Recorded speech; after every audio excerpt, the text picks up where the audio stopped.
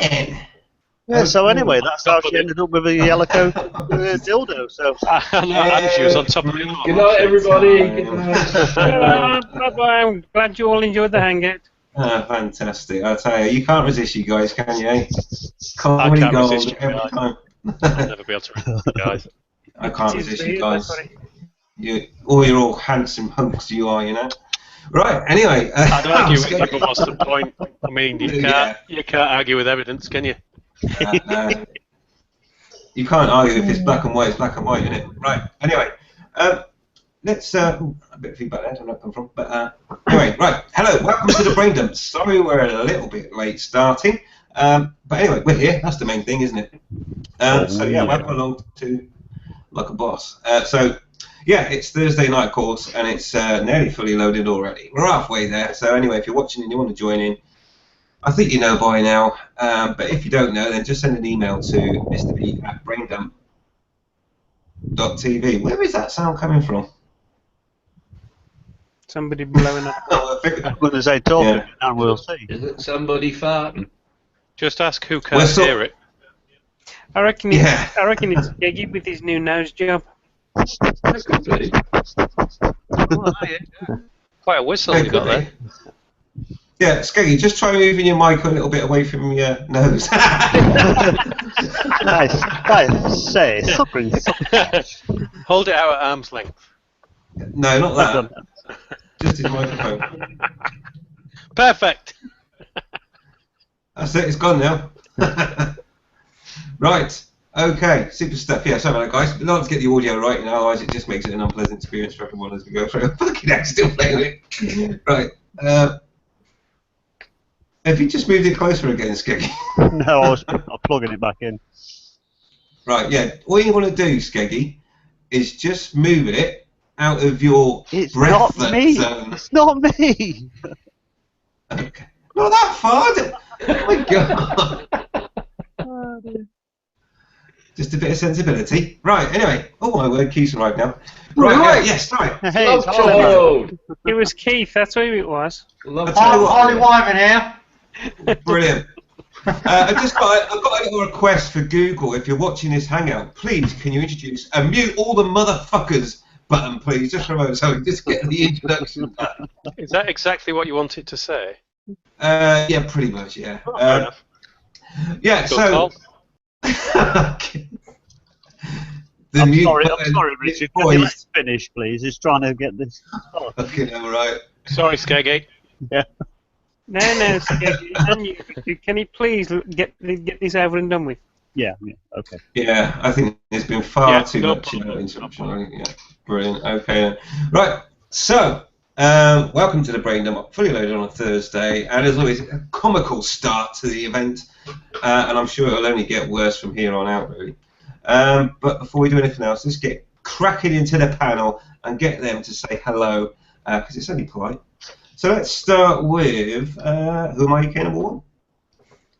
Good evening, Wyvern Biker, and thank you for introducing me to this good bunch of retards. I'm going to enjoy this hangout tonight, so good on you. Cheers, buddy. Thanks for coming, mate. Yeah. Cheers, Keith. Right, excellent. Let's go to Suffolk Andy. Hello, boys and girls. It's nice to be on this hangout tonight. I am a special guest tonight because we're going to be talking about Andy's sexual problems he's experiencing at the moment. Yeah. Too much of it, mate. Yeah, I know. Right, yeah, but anyway, we won't spoil the fun. We'll talk about that later. Yeah, cheers for that, Andy. Skeggy. Well, hello, boys and girls, as you might say, Andy, but how you diddling? Awesome. Diddling good. Cheers, buddy. And across now to Richard, who looks really poised to say something. Hiya.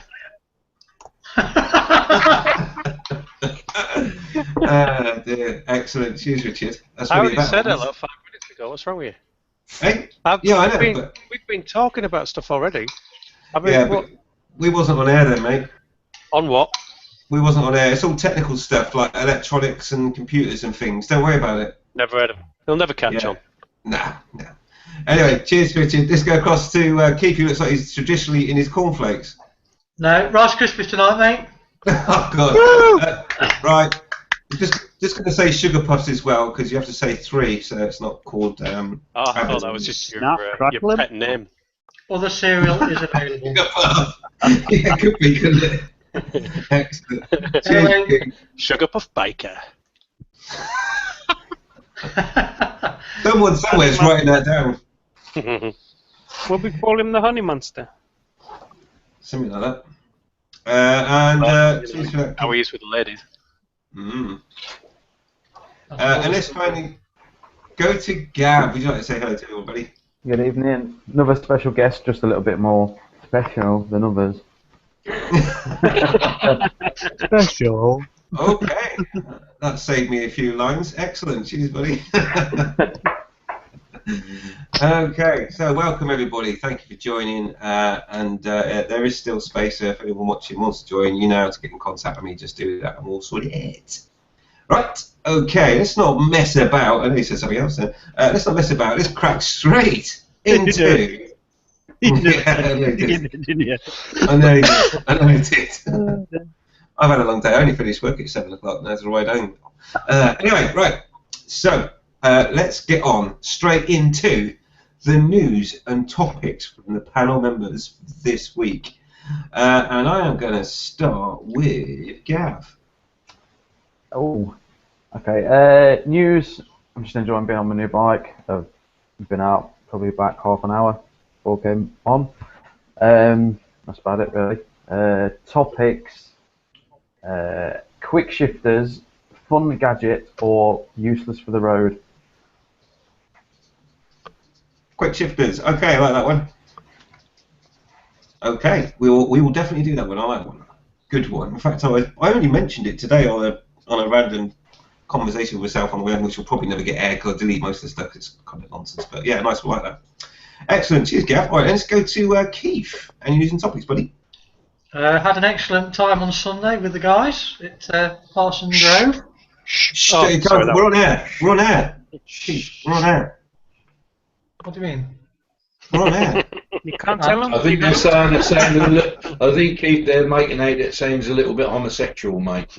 Well, I won't say anything for you, won't Andy? Well, you know, you had a nice time with the boys, you see. We had our own little private time together, didn't we?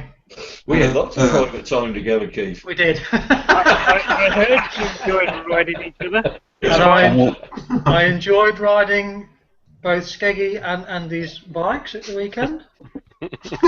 Sorry, you mean Andy's bikes and Skeggy? Whoa. That's what he said. That's exactly what he said. I reckon I could be quite partial to a cruiser now. Are we talking bikes? In what sense do you mean that, Keith? Oh, you know, have a cruise around. Local establishments. You mean a bit like the Yorkshire Ripper? Cruise around. Just remember to get a good grip and twist it when you want to pull off. That's all I can say. That's really good advice. Thank you for that. Yeah, you don't want to slip. No. Don't want to slip off. No. All right, brilliant. Cheers for that, Keith. Did you hang on? Topics, mate. Topics. You got topics? I don't have any topics. After all that. Yeah. Oh, brilliant. Okay. All right, cheers, Keith. Let's go across to the Rebel Richard. Richard, news and topics, buddy. Rebel Richard? Yeah. Oh, right. I thought you said Red Bull Richard. No, that wouldn't be me. That would be disastrous. That would be hospitalised, Richard. I went to the hospital yesterday, had another X-ray, and everything is where it's supposed to be still, which is about as good as it gets. The doctor thinks it is healing, although there are still gaps between all the various pieces of bone. Right. But, how's your shoulder though? Whoa! But yeah, it's it's getting there. It's getting there. Good. So I went down to Parsons Nose as well the other day and met up with everybody. So it was about 260 miles-ish for me the round trip. So it seems all right afterwards. A bit stiff, but you know. So And was again, Keith. what about his shoulder? Come on. He did have his missus with him. It's amazing what you can do from the pillion seat. Anyway, I know. I have a serious topic tonight, and several questions about it. So get your pen ready. Right. Apart from Keith, I know that everybody else on the panel for sure has seen Big Smoke and the Monsters video. I've seen it. Okay, so everybody's seen Big Smoke and the Monsters video. Yeah. I've got a few questions about it. I mean, thank goodness he's all right. Yeah. So my questions are: does this prove that head cameras are almost a requirement for bikers? Helmet cameras, not head cameras. That would be something else. All you just see is your tank. Yeah. Depends what grip you're using. Are those type of vehicles safe to be on city centre roads at all? Right. What would you have done differently, if anything? Was there anything you could have done? And finally, looking at the comments that are on that video, and the number of comments, which is the minority obviously, but the number of comments that somehow blame him for it, at what point do the commenters, at what point does your level of hatred for a group of people reach the point that you will see somebody almost potentially killed through no fault of their own and still blame them? Sorry, do you want to just clarify what that question is exactly, Richard? Sorry, what was question one again? Question one. I've got those. I don't think you're being quizzed. Hang on. Richard, just clarify what you mean the fucktard comments that I've not read. Exactly. At what point do you think these people would actually accept that the people that they hate for some reason Okay, so let me just make always at fault? At what point would a fucktard admit that they were wrong, you mean? Well, admit... Well, it's not even admitting they're wrong, is it? It's the fact of it's not that they are wrong, but it's the fact of, why are you even there? Yeah. How far are they going to go before they stop appointing blame? Yeah, I've just got it now, Richard. At what point will a fucktard stop being a fucktard? Strike that last one off, right, because I'm going to do a video about that one anyway. Strike that last one off, because I can't... It will take me a full kind of 7-minute video just to work out to myself what that question meant. Well, basically... So, cameras, are they safe? What would you do different? It was just a shame that no one could be just like that old lady in that video and give him a big hug. Absolutely. She was a star. Yeah. I just wonder if he didn't have a camera on, was that guy trying to just drive away? I thought he was going to carry on driving over it at one stage. I thought, what's he doing? He stopped and he started again, didn't he? Yeah.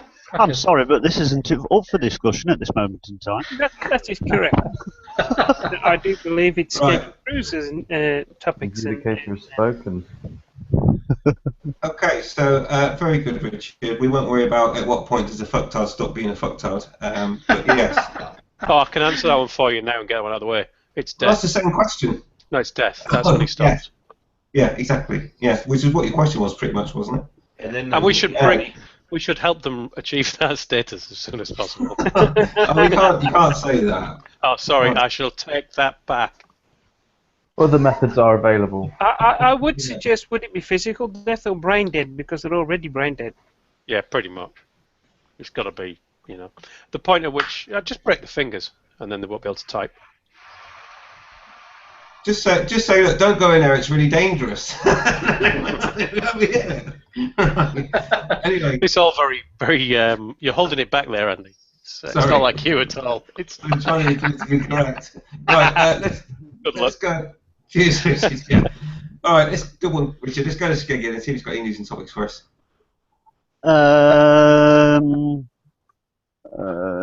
You better do now. He's looking quizzical. Hang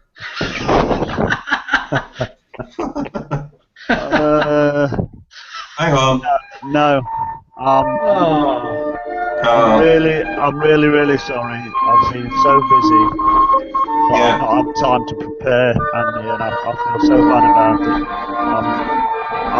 I'll just go away and I'll spank myself. Oh, God. Hang on. We'll leave it there. Right, okay. Is it just me that wants to put Slipknot to the back of some of this as well? Different vibe, but you know. I'm sure I have got a Slipknot, don't worry. Right, Skeggy, did you have a topic in mind, or are you just come up a complete blank? Well, no, it's a bit of a blank, but now he said that, I'm wondering if we didn't talk to Big Smoke and the Monsters video and just put a little bit of let the bodies the floor, let the bodies the floor, let the bodies the floor. Yeah, in my mind, I had I was thinking people equal shit as the. Right. Yeah. Well, actually, I think I had this in mind. Skeggy's right. Skeggy's right. Bottom. I had this in mind for the fucktards. When will they stop being fucktards? Wait and bleed. Anyway, there we go. So, No, you want people equal shit. It's far better. Okay, excellent. Right, okay, thanks for that, Skeggy. This will get banned. This video, you know, this is going out without audio. Yeah. Oh, dear. Right, okay, let's go across to Andy. No. No news, no topic. No. What about batteries? No. No? Loose wires? Nope. Enjoying nails in tyres? No. Nothing about things coming loose? No. Cheap. No. So I know a good one for you, Andy. Are Kawasaki's reliable enough? No. Yes. Are Harley Davidson's reliable enough? It's not the Harley Davidson's fault. It's the battery. Poor maintenance. I feel really let down. Really let down. So did the battery. A bit like a puncher. So you've got no news at all then, which is understandable. Not a lot's going to happen on a Harley, is it? Let's face it. And I'm joking. So, topics. Remember, Andy, one day we will meet.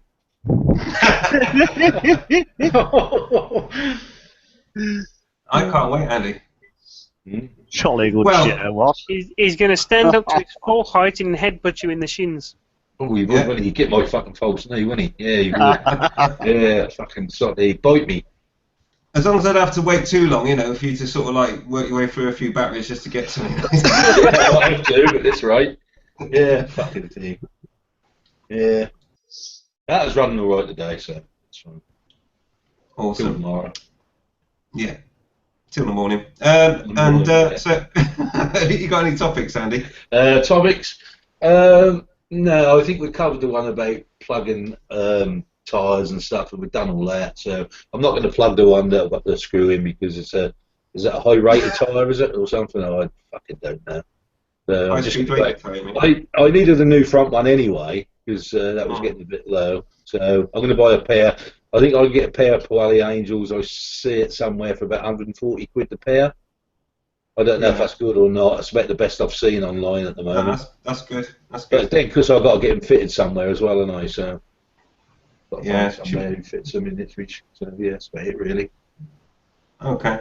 Well, you should never have to pay more than about 14 quid to get a tyre fitted, really.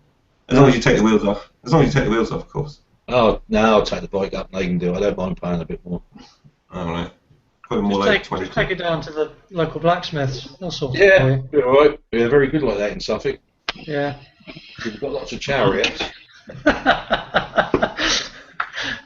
Cars, horses, Suffolk punchers, you name it, we've got.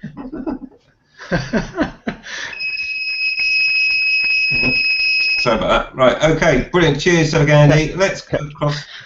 Kettle's I'll tell you good. what though, Andy, this Kronenberg is fucking lovely. It is, isn't it? It is. That's my second choice to good old Stella. Is it? Yeah. Very nice. And I don't drink lager usually, but it's very nice. Yeah, it's a good point, huh? No, Right. I'll tell you another Girls thing. drink. This Oh, rhubarb, for fuck's this sake. rhubarb and custard fucking e-juice made by sheep shaggers is lovely as well. Bastard. Is that your supper, is it? Yeah. Excellent. Right, okay, and let's move on because Dave's probably keen to come with some news and topics for us. I wouldn't bank on it. News, I've had my second MRI scan on Tuesday, and why is it that doctors can't agree with themselves? Because I'm now back on the sick again and can't go to work until the insurers say I can go to work, which will be when I've had the results from my second MRI. I hate it. I just want to Now, work. do you mean can't agree with themselves or can't agree with each other? I've had a sick note allowing me to go back to work. The doctor's report says he's not saying I can't go back to work. He's saying that he can't say I can go back to work. And therefore, the works insurers will not allow me to go to work because it's not, because they can't be classed as 100% until there's results. You see, so I'm now off work again. You lost me, Dave. I blanked out Yes. after a while because you mentioned work too many times. Yeah. That's because you asked. I was going on to my subject, but never mind. The subject is why can't Suffolk Andy come up with the subject? Because he's had a whole week to think about it. You bring it on me. Yeah. You look yet. No, I haven't got a subject. Okay, fair What's enough. going to do with it, right? Oh, I don't know. Getting back to work again. I think the reason why they can't make their mind up, mate, is because of the ambulance chasers and that. You know, they don't want to get prosecuted if you to have a slip or fall and say, oh, it's all their fault. Okay. Right then. So that's that. I don't really have any real news and topics at the moment. So we've got a few to get started anyway, and I'm sure it'll progress from there. So what I will do now is get into the Q&A though, and see what our good viewers have been saying. So let's first of all go to Big Kev, and he says, "Good morning, chaps." Morning, Kev. Morning, Kev. G'day, mate. How's your Sheila? Time you kangaroo down, sport. Yeah. Okay, so let's start. See where that's going to end up. Right, hello all, says Bex88. Hi, Bex. Hello, Bexy. Hello. Hi, Bex. Hi, Bex. Isn't that a oh, type wait. of creature? Is that cattle or Yeah. something? No, it's a deer. It was A an deer, is it? antelope. An antelope. I thought there was some kind of mammalian aspect to it. Right. Okay, so let's go to A, right? And he says, hello everyone, hello everyone, how's it hanging? Any information on what happened with Motorbikes vlogging badly on Tuesday? Hope BR is fine and working hard or on holiday. I believe he was having fun. So he's absolutely fine as far as I'm aware, buddy. He just couldn't actually do the hangout, you know, because of real life, which involved having fun. So yeah, as far as I'm aware, Bobby is fine. Bobby's fine, but Keith was going to do it, but then he chose to spend his time with his girlfriend instead. Well, it's tough, but someone's got to do it. He couldn't figure out how to operate it nowadays because he's old now. No, they stuff things up there and remove something more than my nose snot, I think. What? Oh, you're on about your nose, sorry. Yeah. All right, okay. Let's go to Gazachon, because he says, evening up. All right, Evening. Evening up. Run for you, Gaz, and anyone else who wants to join, of course, and you, Bex, and everyone else in here, Bimble Boy, and who else have we got in here? Blithering Biker. And he says, all right, people. What? Excellent. Bimble Boy Blue says, evening, peeps. Evening. Evening, Ray. Hello, Pete. And Bex A8 says she asked him. He said he had a few issues at home. 08. Yeah, I don't think there were anything particularly bad. I think it was a relative thing. If that makes sense. You know, probably mother-in-law coming around. And also, Jason Carter says, "Is that Ducati versus Lorry vid?" And the answer to that question is yes. It is in relation to a truck squashing a biker. What would you do? Which is calm bikers topic. So before we go into that one, though, what I'll do is I'll quickly deal with the quick shifter topic that Gap brought up. So Gap, do you just want to embellish your topic, and we will discuss. Yeah, well, I've not got one personally. I've only heard them in action through RJ videos and stuff and people on the road. And I just thought, I don't know if anybody else has used one or wants to use one. Do they think it's fun for the road, or do they see it as something which is not really going to get its full use while you're on the street, and it's just kind of a track thing? And it's just like a little gimmicky gadget. Okay, so let's leave it open to the panel then for everyone to start discussing quick shifters and what's the point. Is that some sort of masturbation or something? No. Changing positions. Let me right. 10 times. Sorry, let me just, actually, it's probably worth mentioning this. Let me just explain what a quick shifter is. A quick shifter, I don't know. yeah, a quick shifter allows you to change gear without using a clutch, both up and down gear, depending on the make. So it means that you can hold the throttle wide open and change gear basically, so that you can accelerate, potentially a little bit faster. So yeah, that's what a quick shifter is. No need to use the clutch basically. Yeah, they're wired into the ignition, aren't they? There's something that quits the ignition, and it's like a split second. Yeah, basically what it does is it takes off the ignition just enough, just so you can change gear. It senses that you're changing gear, cuts off the power just for a split second, and then engages it again once you're in gear. So do you have to pull the clutch in every time you change gear then, or you don't have to bother? You just pull it in once, so that will just go on. You don't bother. Don't touch the clutch. Just open the throttle. Like an automatic car then? Yeah. Okay. Yeah. Well, semi-automatic, flappy paddle gearbox style. Yeah, setting off. Obviously, you have to.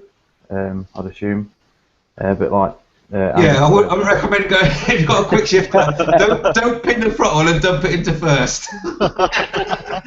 Or if you are going to do that, could you please video it? Yeah. Yeah, that would I'd go like to see that. Several angles is probably best, because you're only going to get to do it once. Yeah, indeed. Yeah, Okay. Personally, I think for the streets, it's a waste of money, because you're never going to get nowhere near the full potential from it. If you're going to do track days or even modify your bike to race, then by all means it'll give you probably a quarter of a second a lap or something like that. But in the streets, you're never going to get nowhere near anywhere near the kind of response time I think that you can do with everything else. Mm. Mm-hmm. As I drifted off with my conversation there because I'm losing it again. Okay, cheers, Dave. Anyone else got any thoughts on the quick shifter? No? I've never had the opportunity to use one, but I'd like to try to see what it's like and make a judgment. I mean, I do quite a lot of clutchless upshifting anyway. So I guess it's just mimicking that, is it? I'm assuming does it actually pull the clutch out for you, or is it just rev matching? Rev matching and finding the niche in the cog. Right. Yeah. But you basically, when you shift up gear, you manually dip the throttle and then open it up again. Yeah. Well, all it's really doing is stopping you from having to dip the throttle and open it up again. And what about on the way down the box then? Yeah, exactly the same. Some bikes can, some bikes can't, as far as I'm aware. But those that can, it does exactly the same thing. It allows you to have the throttle open, and you just dip down, and it will cut the ignition long enough to go into. If you're going down the box, well, you need to blip the throttle for you. Yeah, it's called an auto blipper. Yeah, it'll need to bring the revs up on it, not down. That's right. S1000's got one. Right. But the Tuono, it's just up. You're not going down the box, it won't do it. I mean, I have done clutchless downshifts, but it's usually because my foot's in the wrong position and I've gone over a bump. Or you part bike and you think you're a neutral and you're not. Yeah, you also it's not to be recommended because you lock your wheels up. You also attempted one of those X-Men Superman stunts, didn't you? I think you found I did that rather well. That's debatable. It didn't Look, last. the flight was perfect. Mm. It just seems to me, Andy, that it's more of a track thing or a racing thing than anything else. Then I don't think you need it on a normal bike. I wouldn't have thought, Mm. because It's like everything in it. You don't need it, but Is it just part of the race, though, for the sports bike manufacturers to have one thing that the others don't? And of course, as soon as one's done it, they've all got to do it, haven't they?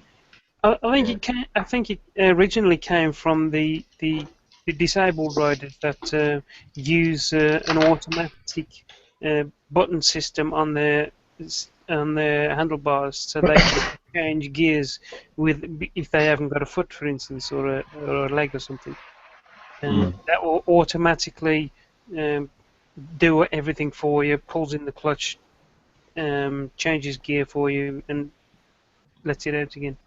And they probably thought, I know what we can do with this. If we do a little tweak in here, we can use it on the track and get quicker. I suppose if you, I know from just having a couple of months off the bike, it takes quite a while to get even back up to my pretty low level.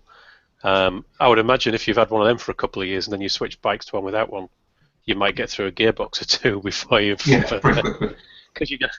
If you're using it all the time, I'm assuming it's not on all the time and that you can control it as well. But if you're using it all the time, you're going to get used to it, aren't you? It's going to become muscle memory. Mm-hmm. Yeah, I believe most of them you can switch on and off.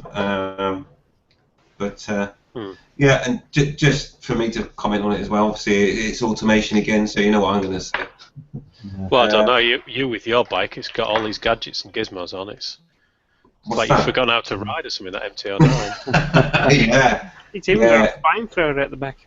Yeah, that's ABS and all these modes it's got. I don't know. Yeah, all the ABS. Yeah, it's got ABS. Yeah. Have you tried A mode yet, Andy, or standard mode? Are you still bootling around in B? Oh, I'm still in B mode, mate. After doing the K&M filter and the exhaust and everything else, it's turned into A mode now. Yeah. Try the standard mode, though. You might like it. Okay, cheers, Richard. And what I'll try and do is see if I can do some jumps on it as well with a big ditch at the other end. That's always entertaining. Remember, though, don't do what I did.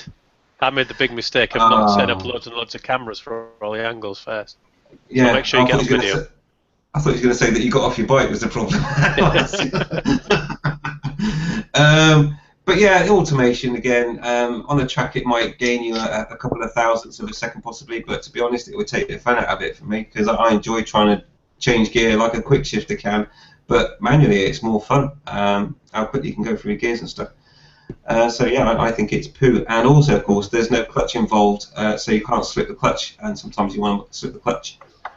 So I have my doubts on if it's any really benefit even on the track sometimes. But there you go, that's just me. I'm old school and I prefer that full control, not the automatic thing. No.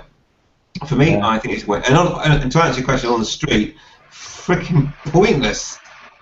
Because the idea of a quick shifter is to be able to change gear whilst you're pinning the throttle.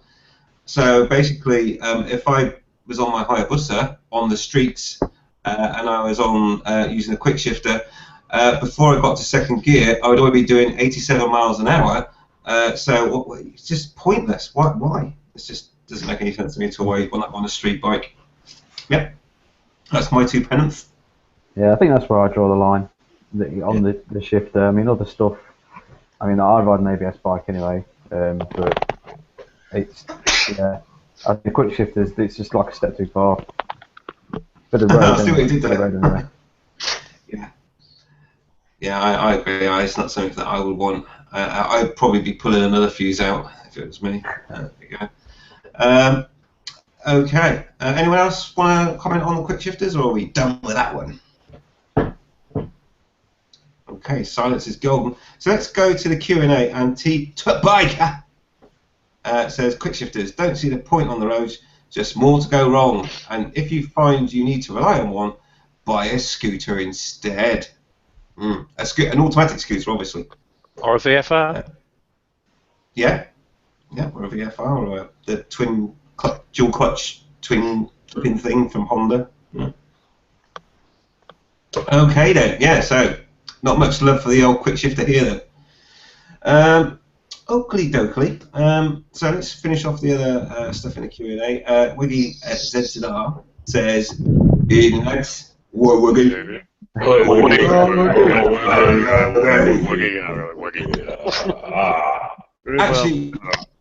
Actually, you know the last video I put. Some people have not seen it yet, but I just basically did a slow-mo on the flames coming out of the exhaust. I think, just when I started talking, I did sound a little bit like Wiggy. Oh dear, comedy gold. Anyway, good to see you about Wiggy. Of course, there's room for you, buddy, if you're not working or whatever. Right, Jasuto77's in the Q&A, and he says, "I have one on mine. It's actually programmed into the ECU, hence can do ups and downs with blip. Gear shift much faster and smoother, at least in my case, not a mandatory requirement, but it's loads of fun and sounds awesome. Just adds to the experience." Yeah, okay. I like to do it myself, and then I feel much proud of myself that I've created exactly the same sound as the quick shifter. I like to do it myself, and I enjoy the clanks and bangs as it does it. I don't think that I'm as good as a quick shifter. What bike's that one?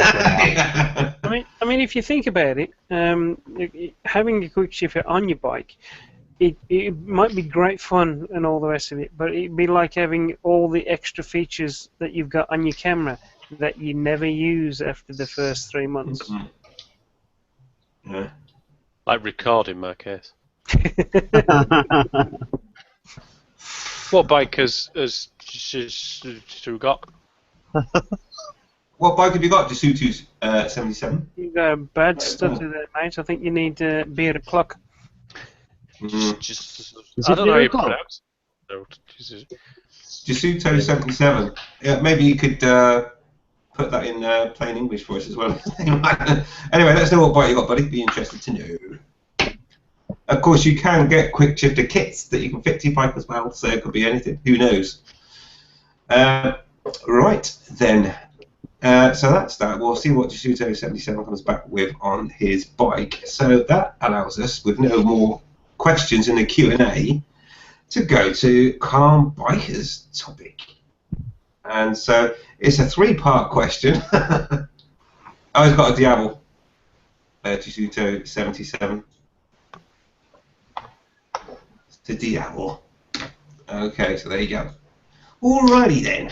So, Calm, would you like to just embellish on your 3-part topic for tonight?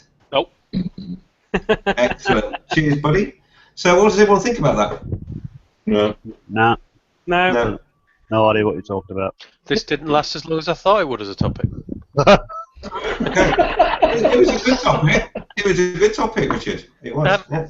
I don't know really. Do you want to attack it as 3 separate questions or all at the same time? I tell you what, let's just. Well, it's up to you, Richard. It's your topic, but I mean, I would suggest that we just discuss it, and points will come up anyway, such as the ones that you suggested as your questions, I guess. I mean, the 3 bits that I said. I mean, our cameras now a requirement. I mentioned that one because it appeared, and it might to give the driver of the lorry something, I don't know what, but to give something, maybe he was in shock too. But it did appear that after he realised he'd run something over and didn't know what he'd run over, and I think Skeggy mentioned earlier, he might have realised it was a bike. There could have been a pillion still on the bike as far as he knew, but it appeared that he then tried to drive off again without even getting out of the cab to find out what he'd run over and what the state was. So he could have been gone over somebody's legs. But anyway, so the camera's required bit was, it did appear he was potentially going to drive away. If he had driven away and then said, nothing to do with me, no, the biker was on the wrong side of the road and rode off, or whatever it might be, from an insurance point alone, that piece of video, apart from for the haters, surely is enough information to show who was at fault and who wasn't. Maybe if he hadn't got the camera on, that had turned into a 50-50 accident. Because the driver could easily have said, no, he was tearing up the road and rode into me. You know, there's so many things that can happen. So that was why I brought that bit up. The I'll go to the third one. I think it was what would you have done differently?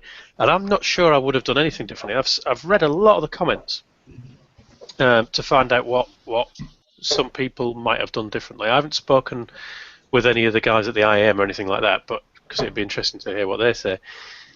But there were a lot of people saying, "Oh, well, you should have." I mean, there were some people saying, "Why don't you just kick it into reverse and ride off?" Which is hilarious. But there's some people saying exactly. There's some people saying, "Why don't you just ride off to the right?" Now, I counted about 3 seconds between the time at which it was clear the driver was going to hit him and the time he hit him, and I don't think anybody would have had the chance to react in that time, other than just being shocked that they were about to be killed. And it was clearly, I mean, the reaction. He didn't toot his horn, he didn't rev, he didn't do anything like that. He just went no, no, no, and that you could tell it's a panic response. There's no way you're thinking at that point anyway. But had he done what a lot of people said, which was just ride off to the right, I don't think that'd have helped him, because he was it's a big truck coming around the corner.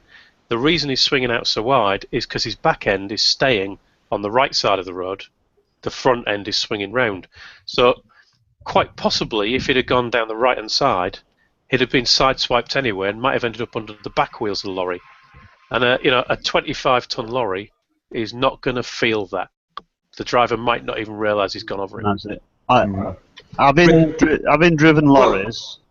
Sorry, go on.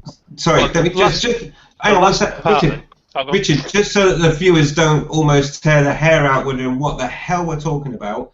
I just want to screen share. I just want to screen share, just in case they haven't seen what we're talking about, and then we'll carry on just so they can see what happened. All right. Okay. So let me just do that. Screen share. I'll put it in the Q&A. Okay, and I'll just share my screen now, so hopefully everyone can see my screen share. And let me select myself so that it doesn't come off. Right, so I'm just going to play at normal speed, and then you can see what we're talking about, and then we'll carry on. Otherwise, people have been watching me going, what the hell? Right, here we go then. So this is what happens. I'll just pause it there for a second. Now, I've got a feeling he's looking at that girl there, but anyway, let's let it carry on. Do you know what? I would give him the benefit of the doubt there. So he probably was looking at a girl, but he's about to turn right and move to the right-hand side, so he could just be doing a shoulder check. Yeah, I would have said that was a shoulder check. It doesn't. To be honest, it really doesn't matter because he's done absolutely nothing wrong. No. He's approaching the junction. All right, so let's let it carry on playing. It's an unfortunate point where I paused it, to be honest. Right, there we go. So he's on his side of the road. There comes a lorry, and then. Now that's at 6 seconds, by the way.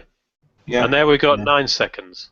Yeah, so but we're at this point now. Can I just tell you that from actually his bike stopping and the point of impact is only 2.8 seconds. Yeah, it's not enough time to react to anything there. And whether you could get the lock to turn right at that point or not, I don't know. I doubt it. Yeah, and then finally, obviously the inevitable then happens, but luckily he jumps off his bike, and his bike is then crushed by the lorry. Okay, so that's what we're talking about. I mean, hands up to the woman there as well, because if you notice, she actually leaves her baby in the pushchair on the corner of the road and runs up to the biker. So just to finish off then the third part, which was, again, in response to the comments. Now I think the comments are just wrong, and there's quite a few people who are lorry drivers in the comments who are saying that's wrong. But there's quite a lot of people saying you're in the driver's blind spot.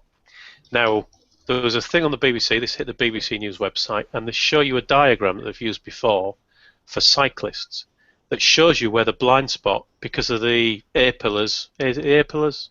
The ones at the front, A or B pillars? The pillars at the front, blocking the view, saying that as these things are swinging round a corner, at the point they're actually swinging, and I don't think he looked when he should have before that, but at the point where they're swinging, if you're in a certain position, as the thing arcs round, you can stay in its blind spot right until the point you hit.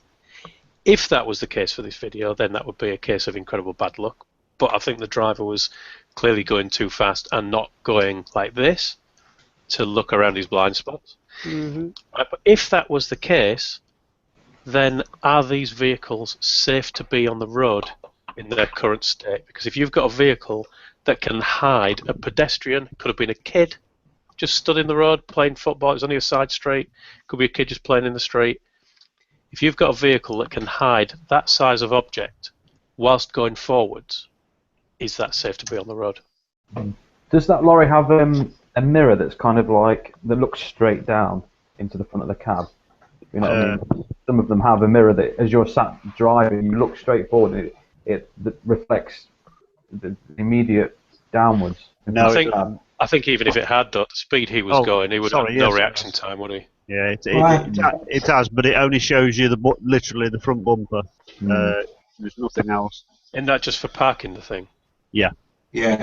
Because I mean, if you see somebody appear that close to your front bumper, that's too late anyway, isn't it? Yeah, I'll show you just quickly. So yeah, that's just my kind of view on it. I personally, to sum up, I think the driver was going too fast and was not paying enough attention to what was going on in front of him.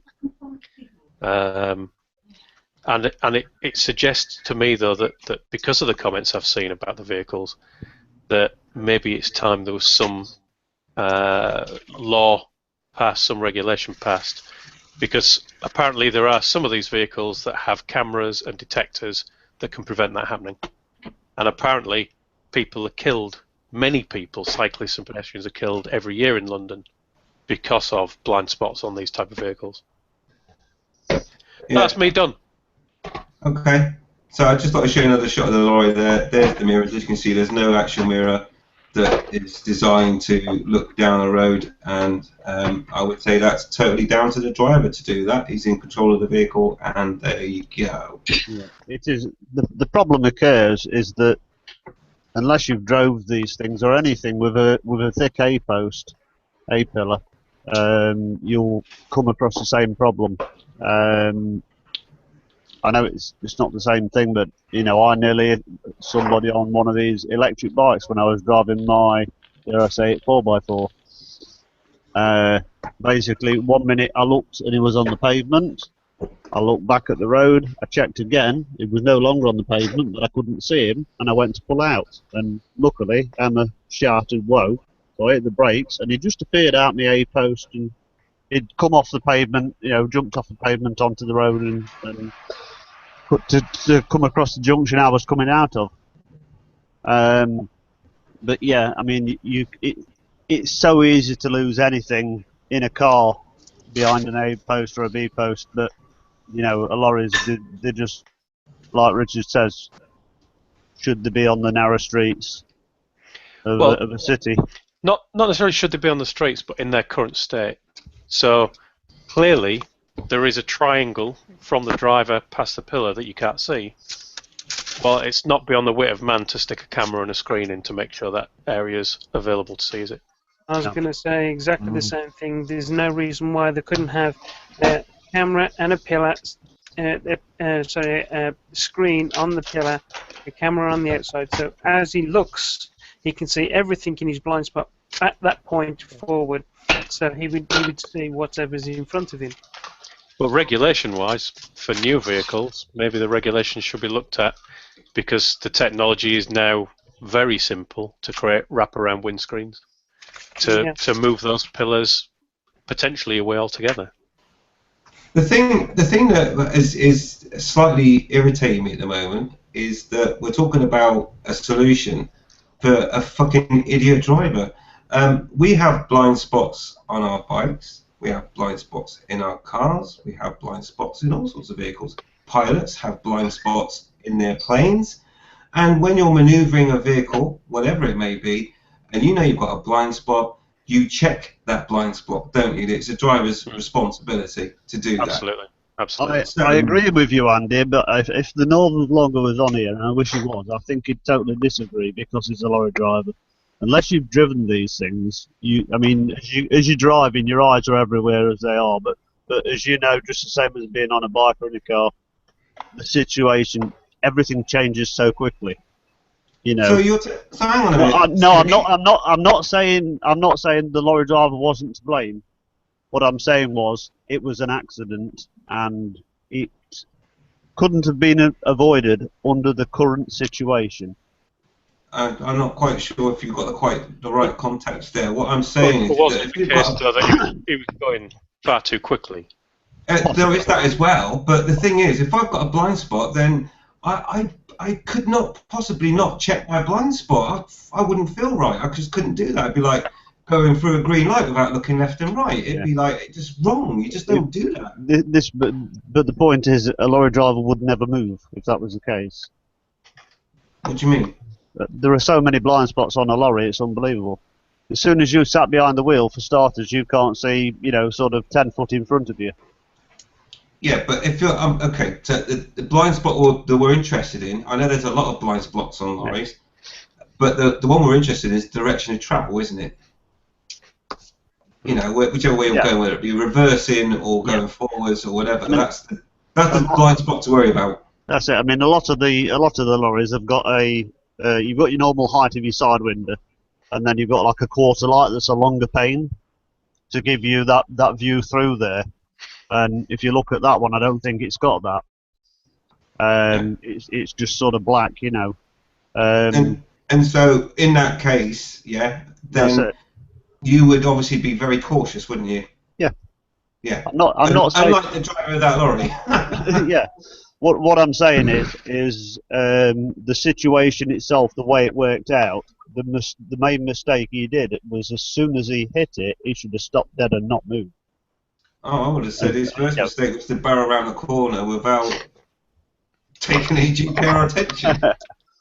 He might have been as well. If you look at that vlog, there was a woman right on the corner with a baby in a buggy, and he might have been driving that lorry, and as he went round the corner, he was looking in his mirror to see that he didn't pull his back wheels over the pavement, which he could have done, and squashed the lady. So therefore, he wasn't even looking to see what was in the road.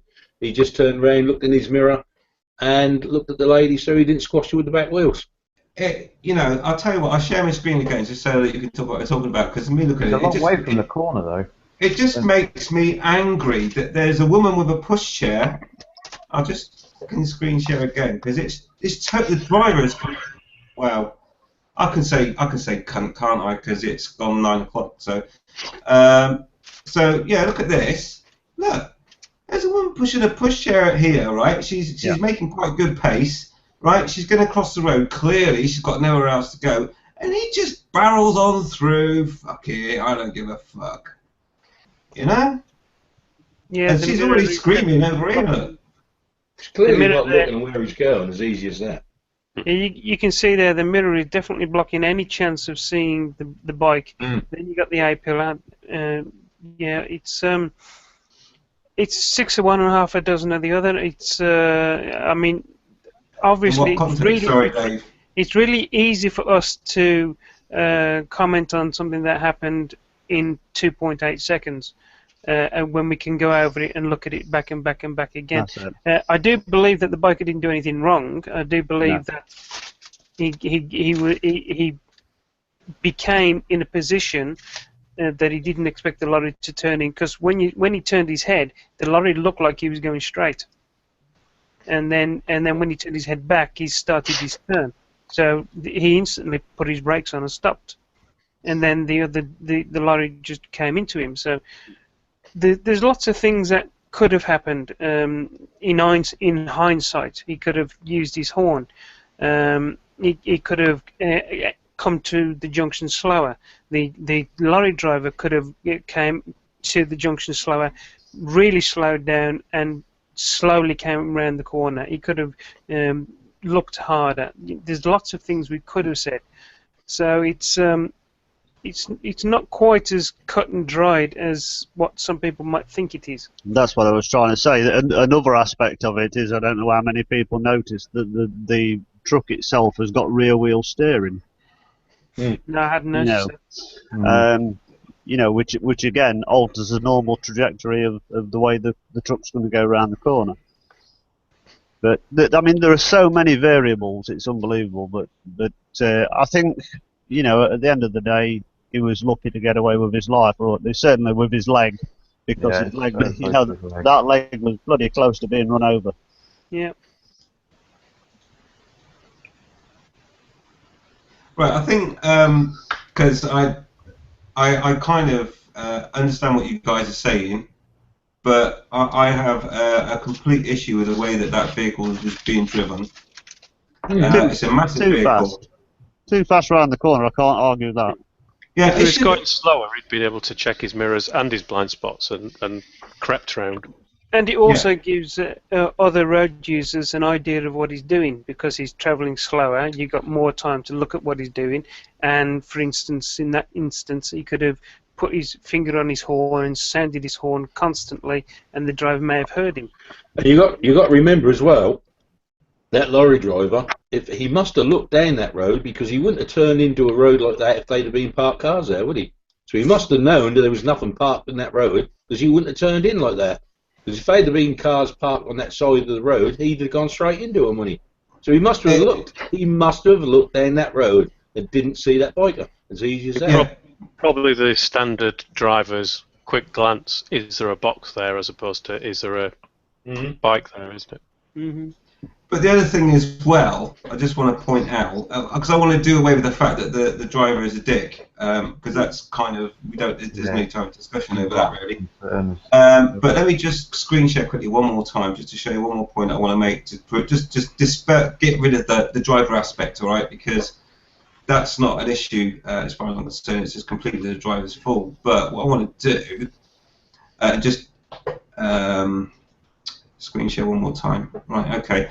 So the driver of that lorry comes past the woman in the pushchair, yeah, just there. Point over here, sorry. There's the woman on the pushchair, and he's got that big vehicle, and he knows that the back end's going to stay pretty much over to that side, yeah? So as he comes into the corner, a responsible driver, at this point, yeah?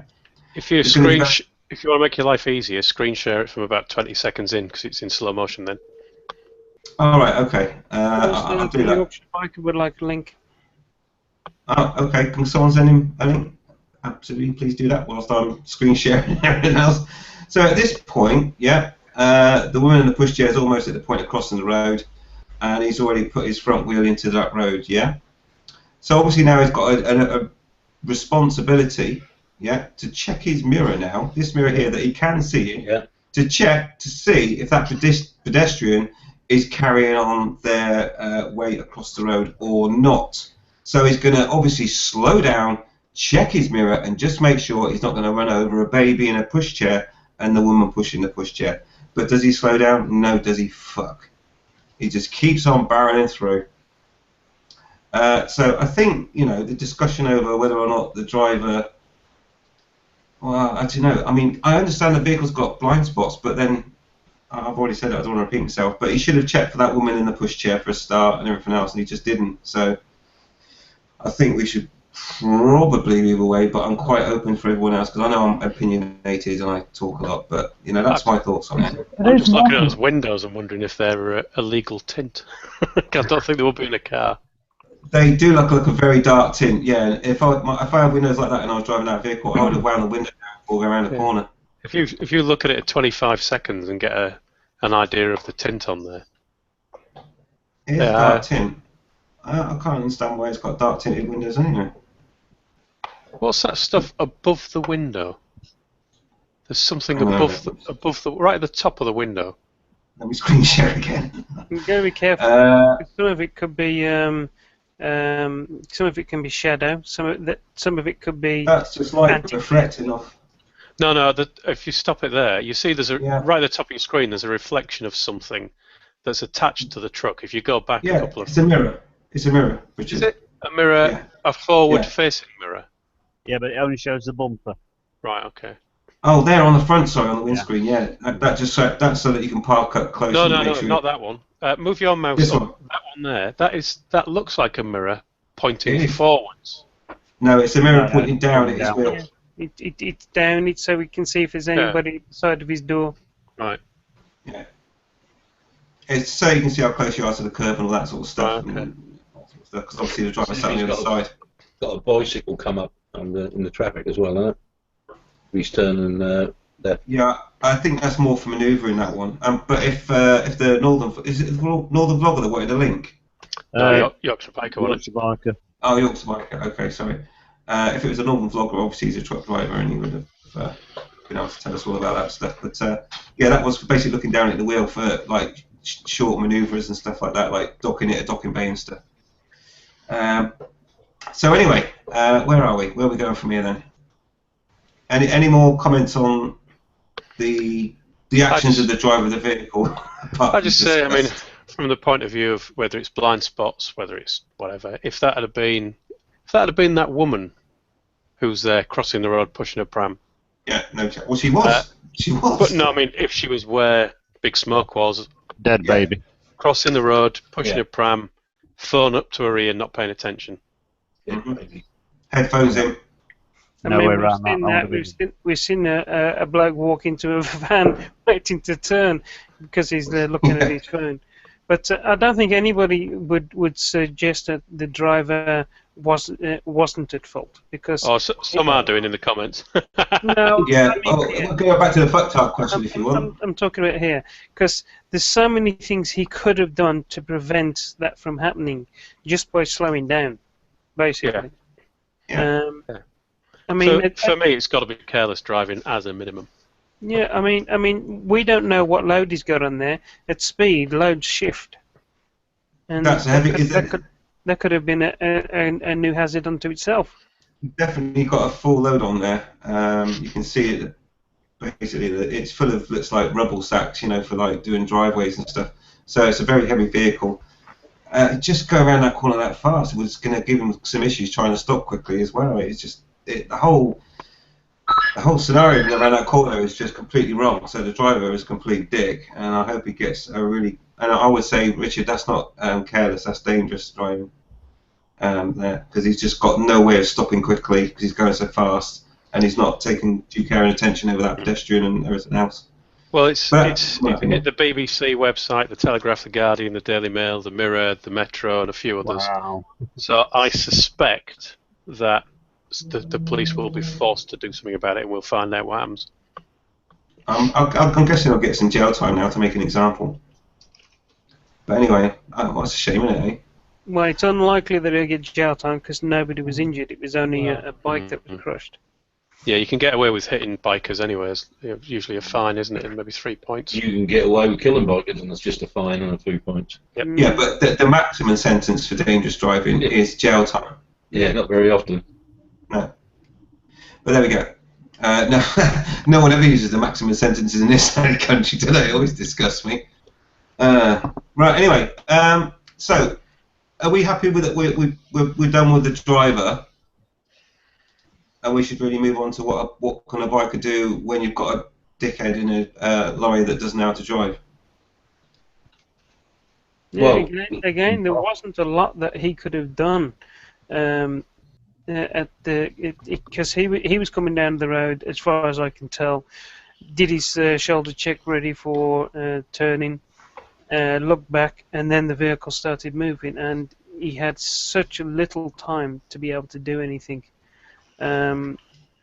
He could have sounded his horn if he was aware, but that's easy to say in hindsight. Unless you're one of these people that are always covering your horn or always used to using your horn, it's not going to be a forced thought of your brain to instantly hit the horn. He just unfortunately did that shoulder check just at the wrong moment, didn't he? Because when he was doing that shoulder check, that lorry was just about at that corner, wasn't it? If he had kind of, if he happened to do his shoulder check earlier, not saying he should have not, but he had a chance to see that lorry. But just as he turned back, the lorry was on him almost, wasn't it? It was almost everything was at the wrong moment, wasn't it? I'm not blaming anyone for that. I'm just saying it.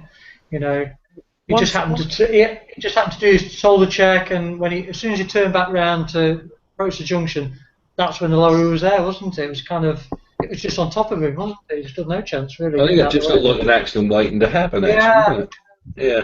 The one thing I didn't notice was whether the bike had mirrors on or not. I know I should have done, but I hadn't noticed. Well, I'm not sure how a mirror is going to help him. No. Because I can't do shoulder checks, I have my down mirrors on, and for me it's much easier to flick my eyes up and back on the road because your eyes are still facing forward. You still got your peripheral vision. That's probably one of the only things you could have done to get rid of a shoulder check, but it was just bad timing. I think really there wasn't a lot he could have done. If I'm honest, Dave, I know you need those mirrors because of your neck. But even if I had them, I would still do a shoulder check, because a Yeah. shoulder check to me is better, because you get that wider range of view rather than trying to see in that Oh. tiny mirror. I don't disagree at all. I 100% agree with that. In fact, when I'm coming up to junctions, I position my mirror so I can see the road, so I'm not at the junction the way a normal biker would come to a junction. Yeah, I'm just, quite often at an angle, a very acute angle sometimes. okay, just to answer your question, Dave, yes, it did have mirrors. Ah, right, okay. You beat Yeah. me to it. Sorry, Richard. Not that it would have mattered, Dave, because you're not quick enough, you'd have been dead, mate. Yeah. Just to point that out. I mean, that's actually a worry, isn't it? Somebody who was not as agile, that'd have been it. Yeah. Mm-hmm. I'd have been dead as well. But Well, before I put my opinion all over this, I just want to add one more thing into the mix that no one's mentioned yet, so I'm going to mention it. Is that you don't know what was going through his head at that time. And I'm not talking about the rider now. Yeah. You know, everyone's watching this in the calm of day, and we're looking at it and we're saying, ooh, but you don't know what was going through his mind at the time. What, the biker? Yeah, the biker. Yeah. I do. I do, Andy, because it happened to me. Exactly the same thing happened to me 10 years ago. And I know what it's like. I thought I was going to die. For a split second, I thought it's all over. You see fucking great lorry wheels like that, they're coming to crush you and your bike. You then think this is over. And he done exactly the same thing as what I done. I jumped. I jumped off my bike under the grass verge, and the dust cart just ran over my bike. Yeah. And then he rid round the corner, went down the road, and didn't stop. Yeah. And that wasn't till 6 to 7 months later that all went to court that he admitted that he'd done it. He wouldn't admit it till he went to court. Yeah. I mean, I'll tell you, that bloke must have shit himself on that bike, because I'll tell you what, I've only ever been frightened twice in my life, really frightened, and that was one of them. Trust me. no, I know, mate. And I think one of the other things, of course, is that once he was in that position where it was like there was no get out of the way anymore, it you know, some people would have froze to the spot and just watch it roll over him, you know. I think your natural thing is to jump. You know, you do jump. You do definitely. I definitely jumped. And that was 10 years ago, and I just jumped under the grass, and he just ran over my bike. So, you know. Yeah. if it had been my bike, there'd just been a big V shape in front of his truck. I have an XPIR 1200. What's that? But yeah, I just want to try and just completely finish off what I was trying about. You know, we don't know if he was having a bad morning. You don't know his state of mind. You know, he might have been happy, sad. You know, all that sort of stuff. You have to consider as well. You can't just look at it in a cold light of day, is what I'm trying to say. And so obviously give him the benefit of the doubt there as well, because you know you just weren't there, and you know people say all the time you had to be there. And to be in his shoes at that point, I wouldn't have liked to have been there, and I'm sure no one else would as well. Yeah. So I just want to put that out there as well. That's all I want to say. Ain't fun. Just to play devil's advocate, you've got to do that for the truck driver as well. Yeah. It would not surprise me in the least if he's under ridiculous amounts of pressure to get all of his drops in on time. Oh, Yeah. yeah. Absolutely. Especially in London, where nothing moves for half an hour Mhm. or an hour. Yeah, absolutely right as well, Richard. You know? That's why we get all these crazy people on these delivery vans. They got 60 to 100 drops a day. You know, small drops around people's houses. That's why they drive like friggin' knobs, because they've got to get round. They're under pressure all the time. I think Carmen's summed it up. You ask most multi-drop drivers how much pressure they're under. A lot. Oh God, yeah, because if they don't drop all the right ones, then they end up in a situation where they don't get their bonus, or they actually start eating into their wage, you know, because of penalties and stuff. So yeah, I understand that. And I heard on the advertisement just the other day on one of these that they said, and do you know the driver will phone you up just before he's about to deliver? Yeah, I hope his hands free. Yeah, precisely. I was thinking exactly the same thing. You're telling us that you're letting your drivers use the phone to tell them you're coming to drop you next. What are they going to do? Are they going to phone when they're getting into the lorry, or on the way there, or just when they've stopped? What they're going to do? Well, they should do it after they've made the previous drop before they move away. But you're absolutely right. When you're under pressure, people start to do silly things, don't they? Yeah. I've had van drivers phone me up and say, "I'm about 5 minutes away, mate. Whereabouts do?" You can tell they're moving. You know. Yeah.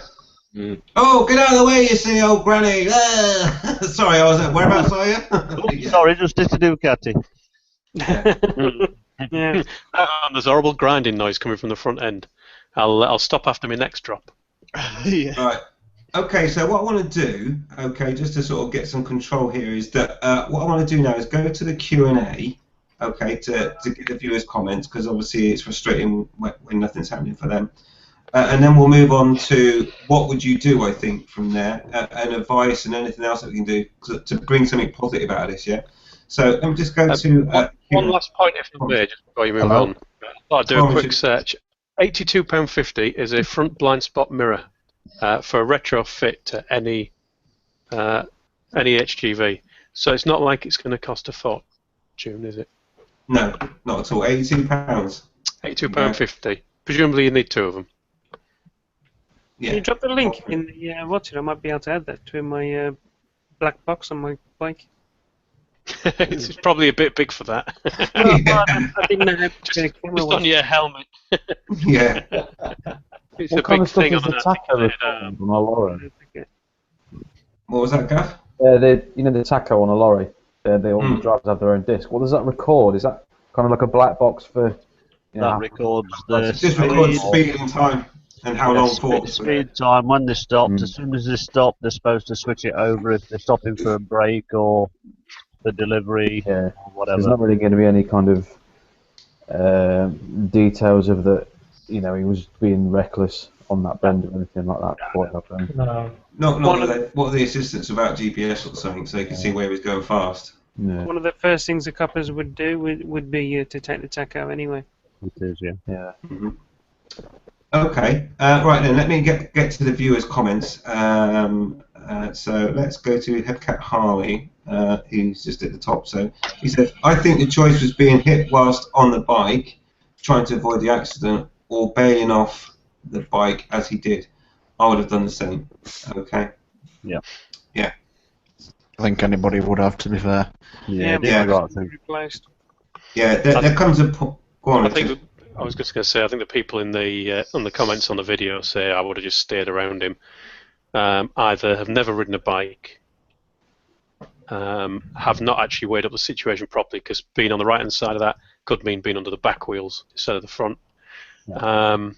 But also have probably never been in a situation where they thought they were going to die. Mm-hmm. You know, the idea that you could say, there is a vehicle coming towards me that looks like I'm going to be crushed. I shall rationally think this through is ludicrous. Yeah. It's fight or flight. If he'd have gone on the right-hand side of that vehicle, he would have had to have been on the pavement himself. Yeah. And then he would have been the one getting grief for running over a baby. Yeah. Well, I don't think it would have. Well, okay, this is not going to just yet. Let's just go through the Q&A first. Talk about devil's advocate. Oh, Jesus. Let's all wind Andy up. Let's see how far we got before his head explodes. You know what's going to happen? Yeah. I'll help you out, Andy. Yorkshire Biker says, "Can I have the link, guys?" Yes, buddy. And there it is, and he's here, so that's fantastic. Right, let's go. I'm just going to try and see if there's any new posters firstly before I go to the ones that have already posted. So I found one, and it's Mr. Husey. Mr. Husey, and he says, wrong place, wrong time. Everything went against him. Traffic on the other side of the road, so he couldn't have gone wide and then turned. Old lady and pram on the pavement might have made him nervous of hitting the curb. He should have slowed down a lot more, but what? Hang on. I think he's talking about the lorry driver slowing down. Oh, right, he ran out of space to type it. Oh, hang on, no, I found it like a boss. But there was a lot of things going against him. Yes, there was. There was a hell of a lot to think about in that scenario. Yeah, like and a lot to shit yourself about as well. Also, Red Grandy says, Even or, why didn't the biker read the situation and steer right? Was it target fixation? Ooh, target fixation. Eh? Shut up, okay.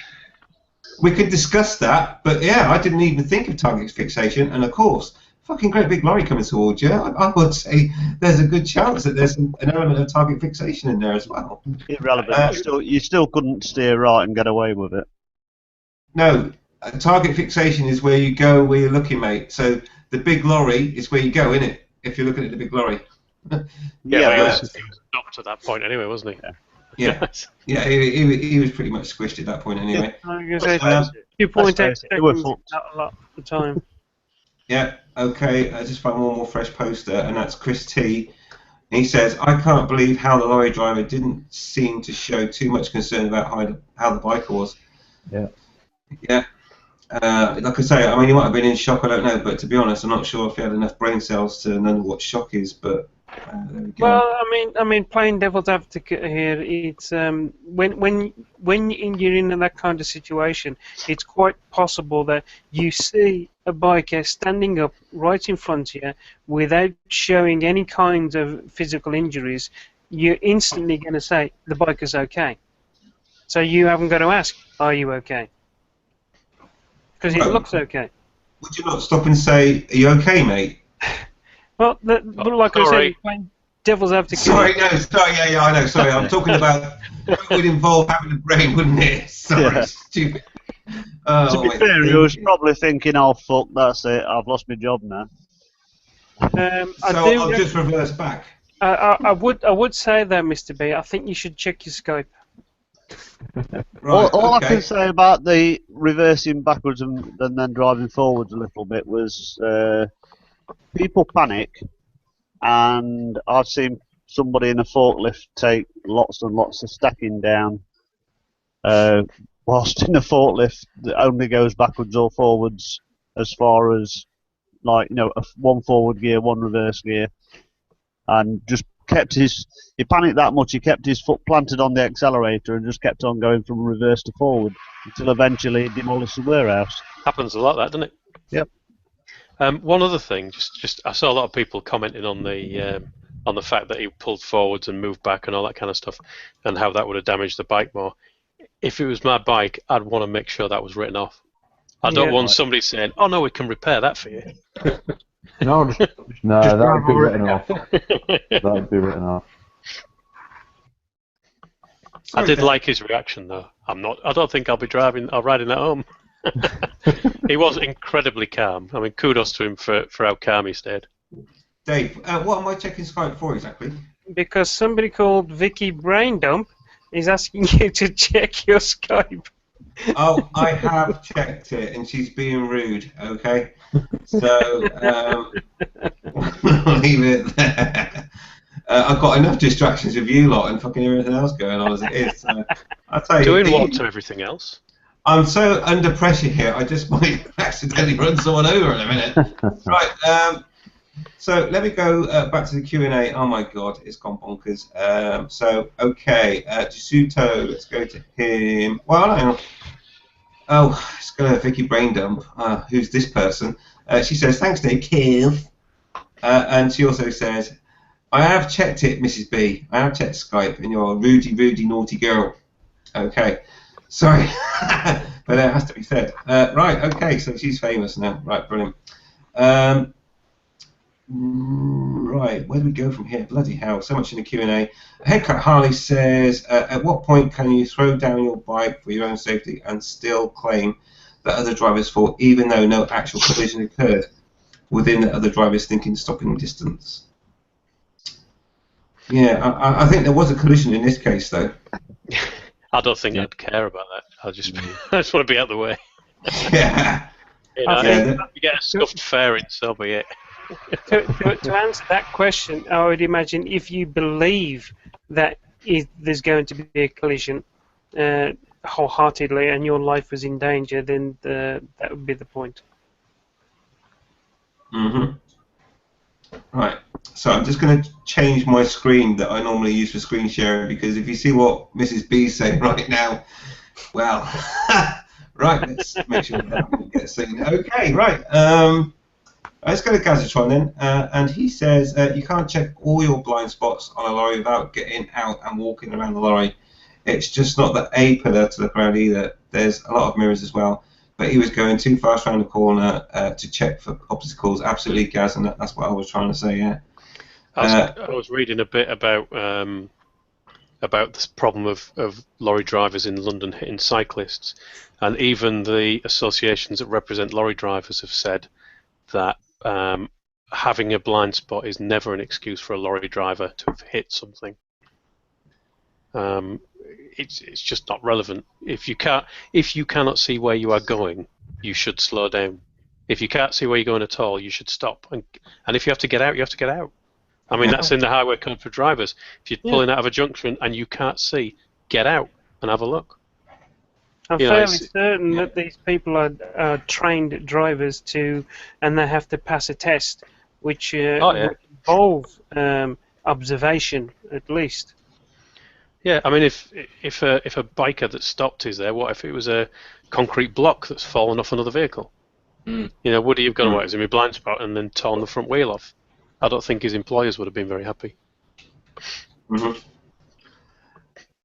Okay, right. The Q&A is going bonkers, and I appreciate all your comments, and everyone can see them if they've got the Q&A app. But what I want to do now, because I'm looking at the time, I think that there's an important bit that I want to get to, and that's what could you do in that situation to maybe come out a little better, or you know, let's go there, because I want this to be positive for bikers, because I'm passionate about that. And so I want to see now if there's anything that we can suggest, talk about, discuss in that scenario where you might think you might be able to avoid that thing happening. And I won't accept, I'm sorry, but I will not accept fuck all, okay? Because there is something you can do if you think about it, that there may be options that you could choose in that situation that could turn this into a slightly better outcome. And so, you know, please just don't lay back and go, oh, yeah, that's it, fuck it, I'm dead. He could have been driving a Goldwing and put it in reverse. He could. But I wouldn't have gone for reverse as an option anyway, personally. But anyway, so let's do that now. Let's try and turn this positive now, all right? Because, you know, we're all about looking after the brotherhood and all that sort of stuff. So let's talk about what can we do in this situation? What could we have done to have not been in that situation where you watch your bike get squashed by a lorry? So I'll throw it open to the panel. The first thing which I've said already is use of the horn. That's what it's there for, to make others aware that you are there.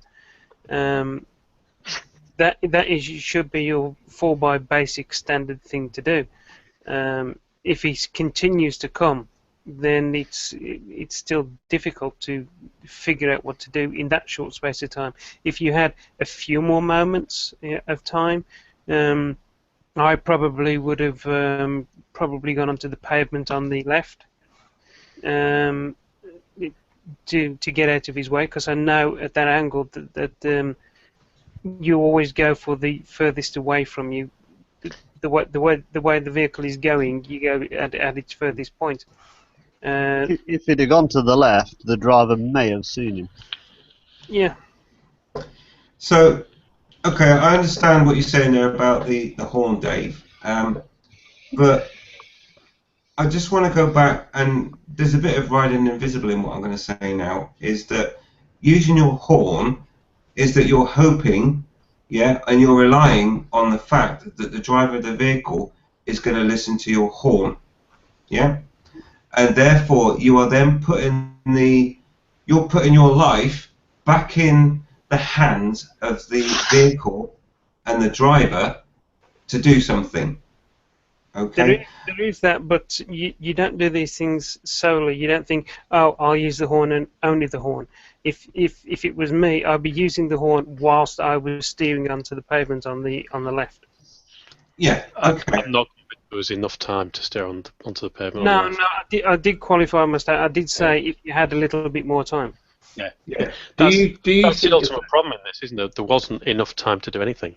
Do you think if that bloke wasn't on a bike and he was in his car, do you think that lorry driver would hit his car? Yes. Yeah, of course he would. Yeah. I do. Yeah. I think he would, yeah. It happens often, doesn't it? I would have said go gadget wings and flew off. In fact, it happens so often it doesn't even get reported on the news. When I was beginning to think that sort of going, oh shit, oh shit, oh shit, oh shit, it's not quite good enough.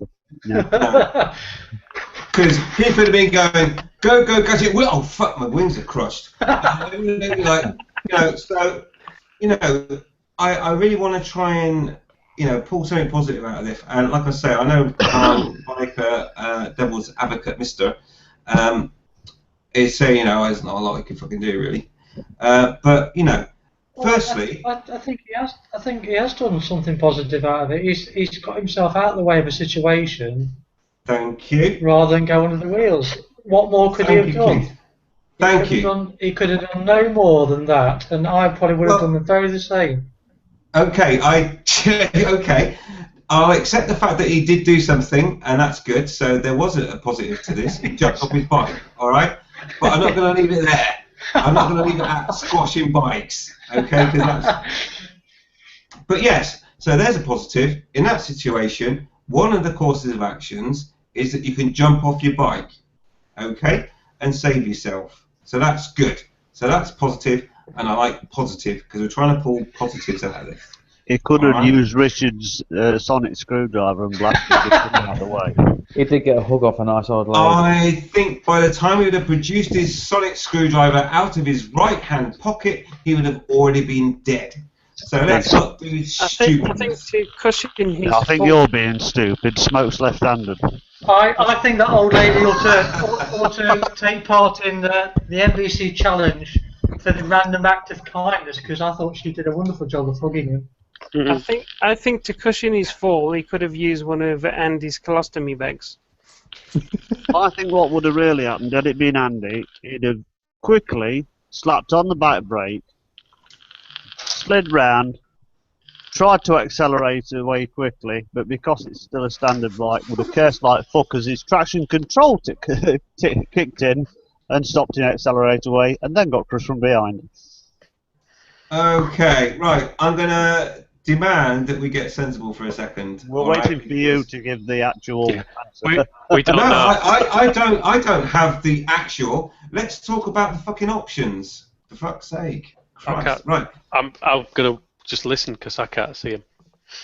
Can't see what? You're not going to see anything now, so I'm going to screen share again, for fuck's sake. The only option I could see was going to the left instead of the right. The left it's closer, but the driver would have seen him easier. Right, let's unfold the drama, shall we?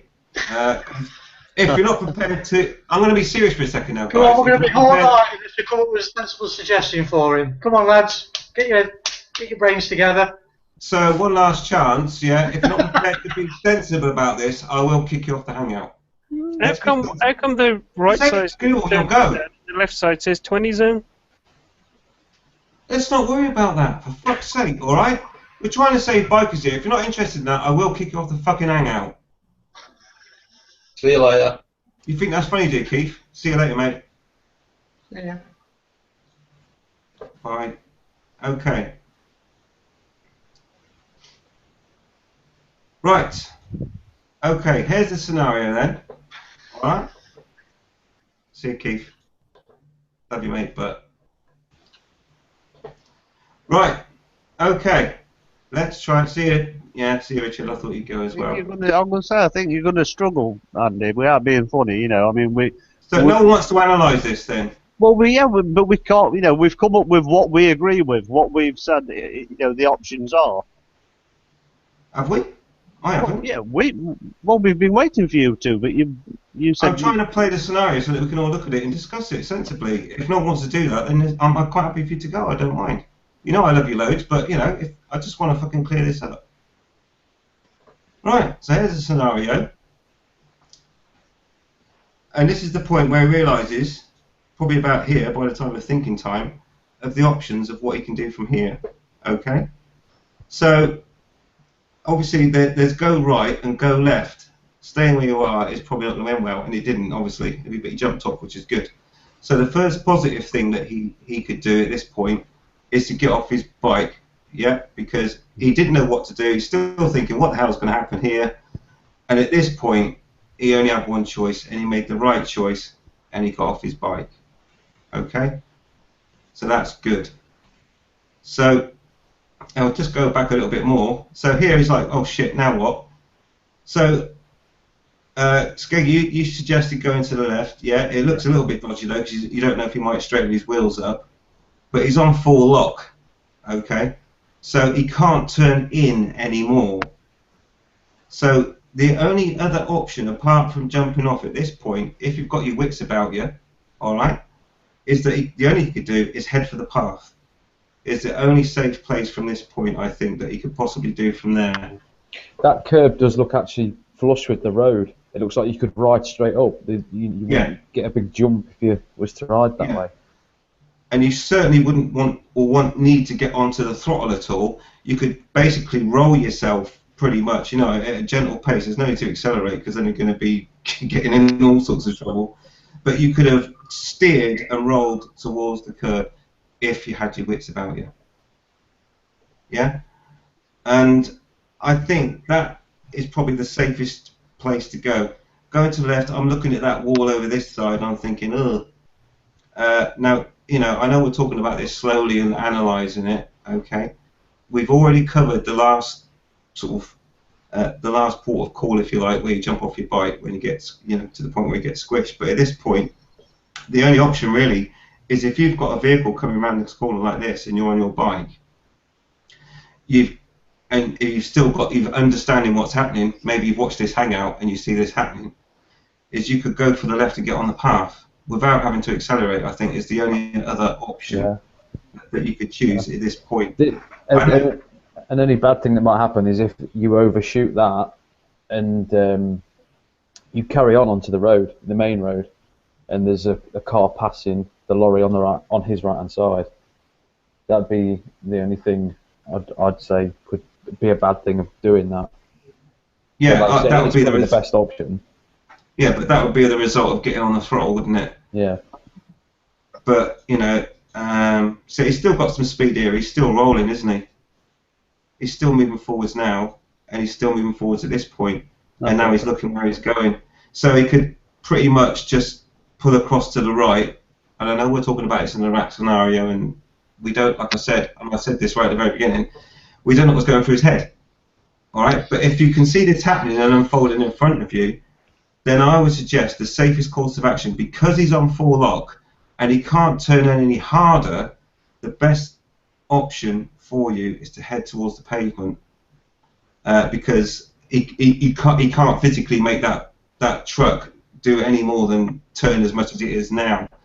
Going to the left-hand side, at first might seem like a good option, but of course, if he decides to straighten up, and there's also a brick wall and stuff, would probably be a bad choice. So I think his only two options in this scenario would be to jump off as he did, or go off towards the pavement, but no need to get on the throttle, just, you know, try and keep it cool and go across to the pavement. What do you guys think? Is there anything else he could have done apart from those two options? No, I mean, he took the option he did. You know, he did because it was the only way he saw. Like I say, you lose time in your thinking time alone, don't you? You know, I mean, what do we say? 2 second thinking time, or 2 second thinking and reacting time. You know, by the time you've done that, you've got 0.8 of a second, sort of thing. So it's, you know, it's all right, sort of analysing and saying what you could do and what you would do. But like I say, I couldn't see it turning out much way. Well, as soon as I saw it coming round the corner, I couldn't, unless the driver saw him at the last minute and stopped, I couldn't see any other way around that. You know, because of the timing, purely because of the timing. If there was probably a second more time or 2 second more time, you know, then okay. Like I say, the driver was moving too fast. Yeah, I mean, if we was to extract the shoulder check, then he might have had that go to the right option. You know what I mean? Because he would have seen it happening a little bit quicker. He had a little bit more thinking time to get up to the right. Does he do his check before going through the speed humps? Hang on a minute. See, even now, I've watched it about 10 times. It's still going through my mind. He does the shoulder check after the speed humps. See, now the only, even if it was like Skeggy was saying, 1-2 seconds difference, the lorry would already be in that lane, his lane of traffic, and it would have slowed and then to the left-hand side of the speed hump. I think that's probably, I don't know, it's just so, what would you do? Yeah, but what I'm trying to say is, and you know I'm passionate about this stuff. I mean, I only kicked one person out of the hangout, by the way, just so you know. Everyone left at their own accord, and I kicked Keith. And I just want to say that I'm sorry, guys, but you know, when you get serious, I'm passionate about bike safety, and I just wanted to go through the points, of what you could do.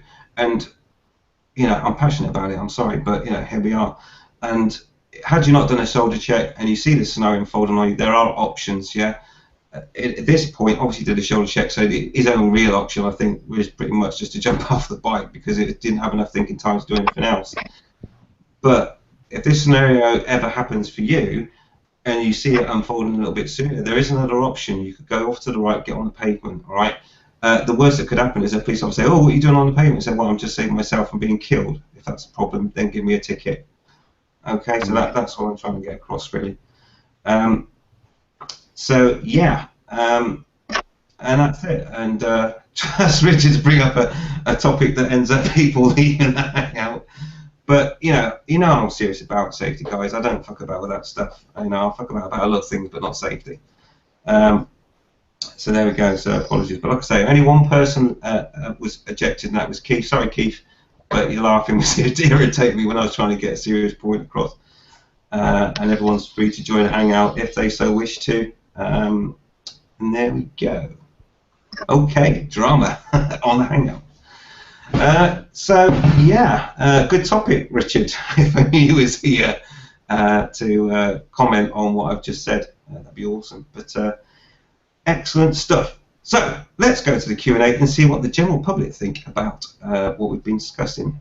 So let's go to Jisuto77, and he says, "Oh, good timing, buddy." He says, "Since when have Hangouts started being serious?" Or words to that effect. Sorry, I didn't read it exactly how you put it, but yeah, sorry, mate. When it comes to safety, I get serious. Just so you know, I'm really passionate about it. So there we go.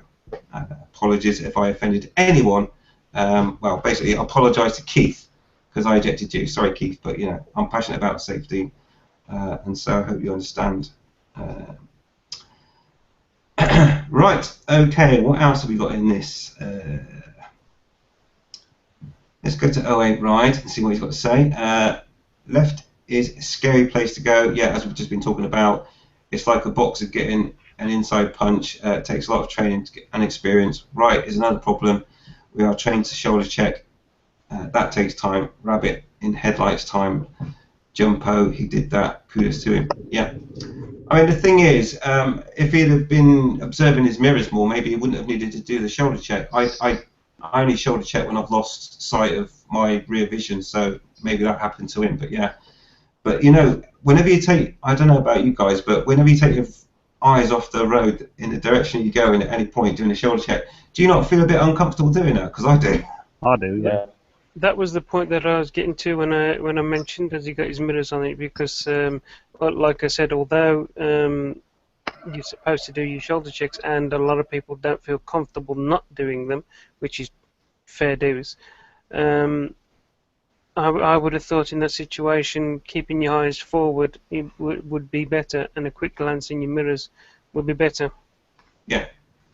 Yeah, I agree. I just don't feel comfortable when I'm not looking where I'm going. I'm pretty sure that's the same for everyone, really. But yeah, so how many times have you gone to overtake, done your shoulder, and you've gone back, and they're also going to move out? The car in front's going to move with you. It unsettles me that does it happen tonight. Yeah, no, I understand. I always worry because you know you've got a blind spot. You have to check it, but you're also concerned about the direction you're going. It's like, ugh, but I need to look because I need to go there. You know, it's difficult. You know. Yeah. I mean, if there was a solution for that, that'd be awesome. That'd be worth a lot of money. Okay, Bex88, let's go to her. She says, perhaps in Big Smoke's mind, he may have been in the state of disbelief. Yeah, I completely think he was. Yeah. At first, not thinking about not thinking that what happened would actually happen. Yeah, if the truck would have gone slower, he would have had more time to react and everything else. Yeah, I mean, clearly the truck driver's in the wrong. There's no doubt about that. But you know, I would idiots imagine, drive cars. I Idiots would drive imagine trucks. he fully expected the truck driver to see him at the last minute, you know. Yeah, I could see that. You know, anyone say, "Oh, obviously he's going to bloody stop, isn't he? I'm sat here on my fucking. Oh, he's not going to fucking stop, is he? But, Fuck, I mean, jump off." bike's white, for God's sake, you know. Yeah, my bike's flipping half an inch into the flipping tarmac. So where else did we go from here? Pseudo 77. Maybe the lorry should have that automatic stop gizmo. Yeah, that if it detects an obstruction in front, yeah, like the sensitive parking sensor connected to your brakes, that would make sense, wouldn't it? I don't know how to work at high speed though and stuff, dodgy stuff. You'd have to do a lot of thinking in that, you know, like operate under like 15 miles an hour. Oh, a new commenter, and that is Asimps004. He says nothing more could be done because of the speed of the lorry. It happened too quick. Yeah, totally, man. I totally agree. The lorry came in that corner far too fast without any consideration for anything around him at all. I mean, he came past the pedestrian with a flipping pram, and he just flew around that corner, knowing his back end was going to be sitting out there. He could have crossed the pedestrian, but he didn't even slow down for that. So, let's see if we've got any more new commenters. Yeah, can you imagine if she didn't look and she went to cross as he came around that corner? Like a lot of pedestrians don't look over their shoulder to cross a road. Not Like worth that, thinking about, yeah. is it? No. Okay, Jasuto70 just jumps in quickly. I'll just quickly read this out. Should have left it for the safety hangout, but I didn't bring up the topic, buddy. Mr. B is very much usually on the serious side on that one instead. Yeah, you know, I don't want to repeat myself. I do apologise, but I when it comes to safety, I don't really take any prisoners. Sorry, it's as simple as that. But like I say, only one person left of their own accord. Sorry, only one person was ejected. Right. And guys, if you want to come back in, of course you can. I'm not going to stop you. It's all good. We're friends. You know what I mean? We just disagreed on something. Mr. Hughesy, Mr. Hughes says, Lorry will still clip you if you go to the left. Yeah. Look how much it goes over the pavement. Exactly. Yeah. Like I say, on that one, I think because you know there's only a finite turn circle, and he was on full lock, so the safest way is to get into that zone on the right is the best option in that scenario. The only thing I was saying to the left is because, I mean, we was watching the video as it was unfolding. From a certain point onwards, the gap on the left is only going to get bigger, whereas the gap on the right is only going to get smaller. Yeah. You know. No, do you know what, Skeggy? You know me. I totally understand it. What I was trying to get to was this, like, think of the options. Because we're all a bit wiser from this video, and I think that's the main thing. And if you know that a lorry can't turn anymore, and you've got the room in this scenario to go to the right, then there's something you can do in this scenario if you was ever be in that horrible situation that it was. Of course, you got the other thing as well, which motovloggers know, is that the camera lens make things appear to be further away, and that's something we haven't looked at. That vehicle could have been a lot closer than what we're imagining it was. So he may have not had any time to do anything at all. Exactly, Dave, and that is an extremely good point, because we all know what the fisheye lens does. Everything looks farther away. And thinking about that now, he really didn't really have much chance but to jump off, did he? If we throw in that shoulder check, by the time he looked forward, his thinking time was almost zero, really. I explained that distance thing with the fisheye lens when I was talking to Emma about it, about the fact that his leg just missed the wheel as he pulled it out. I says, you imagine that fisheye lens makes things look, a greater distance. I says, how close was it in reality, But, I mean, I know how close it must have felt to him. But, no matter how good your boots are, you ain't going to stop that crushing your foot. No, absolutely. That's an extremely good point that Dave raised there, because that's probably a lot closer than it looks. So he didn't really have a lot of options at all, really, apart from jumping off. Hi, welcome back, Andy, mate. Sorry if I upset you, buddy, but no, you didn't upset me at all. I'll tell you why I left, because I don't like being on a hangout where people are arguing, and that's not me. All right. That wasn't nothing. What happened? I just didn't like it, as easy as that. And I thought, now it's calmed down, I'm all right. But Yeah, I just don't like people arguing on hangouts, and that's why I left. As easy as that. no, it's fine, Andy, mate. You know, it's fine. We're all friends. You know what I mean? You know, Yeah. I'm I passionate know about safety. people And are passionate about these things, but sometimes you've got to, go with the flow a bit, And I just thought that got a bit too heated for my liking. Yeah, no worries, Andy, mate. It's all good. It's Right. all good, mate. I understand. I've watched it since. Yeah, no, it's all good, mate. It's all good. Absolutely. So, yeah, like I say, the fisheye lens, Dave, very good point. So that was clearly a lot closer than what it looks on the video anyway. It's a very good point to make. And again, something that I hadn't thought of at the time. So, yeah, he really didn't have a lot of time. But where I was trying to go with all this was, is that, if bikers ever are in this scenario now that they know that, and they've got enough time and it's not as close as what this is, we want to pull something positive out of that. They could go to the right because the lorry can't turn anymore. You can go on the path.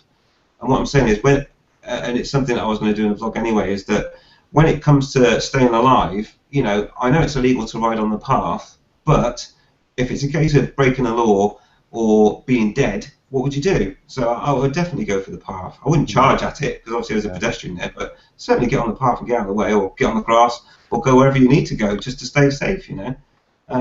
So that's all it was. Oh, and welcome back, Richard, as well. I don't know if can you guys see that? I managed to stop it with his foot next to the wheel. Now that's with, like you were saying, that's with the fisheye. That's like inches, isn't it? Yeah. It's about 4 inches away. Half a double white line. Yeah. Yeah. Oh, he's stopped sharing now, but yeah. Yeah, I don't know what the distance is between the white line gap there, but it can't be a lot, can it? It's no wider than your 4 fingers, I once thought. Yeah, I wouldn't want my foot being in that position, to be honest. Not knowing it's so lucky. No, it's only crazy getting closer, isn't it? Yeah, I'm just glad that the lorry driver actually finally decided to press the brake when he felt obviously that he'd hit something. Probably thought it was a pothole or something, but if he just carried on going, he'd have just totally run over the whole fucking thing. And if he was trapped under the bike. The way he got out, it was like some kind of comedy sketch. He literally had to walk up to within about a foot of the bike and just look straight down, like he was in total disbelief. Yeah, maybe he had the wrong glasses on, who knows, but yeah. Anyway, no doubt there at all on the fault anyway. But I was just trying to get to the what can you do scenario, and we got there in the end, so that's good. Okay, right, Q&A's gone bonkers. We've got about 2 minutes to go, so I think what we're doing now after the drama is we'll leave it there unless there's any new posters. Oh, there's one from Backroad Moto, and he says, if it makes you feel better, Andy, I beat the shit out of my mailman today. Okay, excellent. Delivering the wrong post. Not good. Okay, good stuff, buddy. No, never good. Getting the wrong post. Right, okay, yeah, sorry, I'll just shout out the people that have also commented. And Mrs. B's in there trying to do devil's advocate as well. So I'm just going to shout all the rest of the comments, and people can read them later, and maybe we'll discuss them another time, but it's time to close this hangout and go off air. So well done, Vicky Braindump, for putting some controversy in there that I will highlight so people can select it and go and have a look at. And I probably haven't seen it, Mrs. B, but I will have a look, so thank you for that. Yeah, I've seen that one, it's not good. Okay, Wiggy says he can't get on Skype. So anyway, yeah, Wiggy, thanks for your comment, mate. Sorry we didn't get around to it. Red Grandy, Jasuto77, Jason Carter, and 08 Ride. Okay, so I haven't got time to get your comments as well. What I'll do is I will select them so that people can see them if they're watching this on replay, and then we'll then hang out. So as I do that, what I will do, because I can multitask a little bit, is I'll ask the people in the panel if they would like to say goodbye to the viewers before we go off air. And I'm going to start with Gav. Good night, everybody. I'm not even going to comment on what unfolded tonight, but if someone's watching, they can kind of see what happened tonight and just avoid any kind of situation like that. Just take what you can from it. I know from Mr. B's videos, I've actually learnt a lot, and I've gone straight out to my bike and checked something because I've watched one of his videos, and Have you checked your calipers? and it has needed rectifying. So just yeah, I don't know, try and learn as much as possible because I already have. Yeah, that's brilliant. Cheers, Gav. Yeah. Excellent. Richard's next up in line.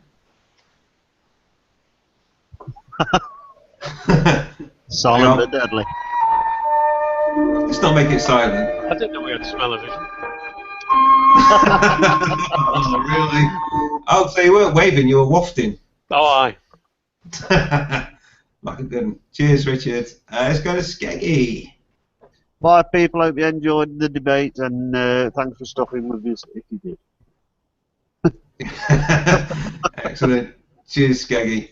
And Andy. Come on, words of wisdom. Cheer us up. I haven't got any of them now. I can't be asked. But what I will say is that just remember, boys and girls out there, when you're on your bikes, those cars and them lorries are out to kill you.